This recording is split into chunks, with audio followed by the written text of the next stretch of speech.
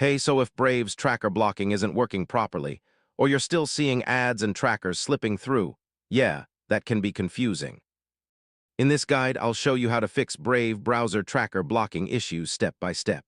All right, first, open the website and click the Brave Shields icon in the address bar. Make sure shields are turned on. If they're off, tracker blocking won't work at all. Now set trackers and ads blocking to aggressive for stronger protection. Scroll down and enable fingerprinting protection. This helps block advanced tracking methods.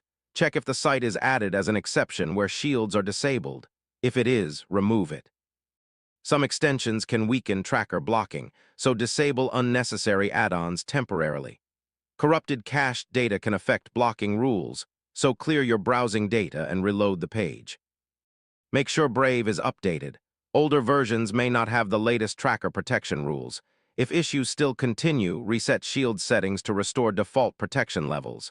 And yeah, that's it.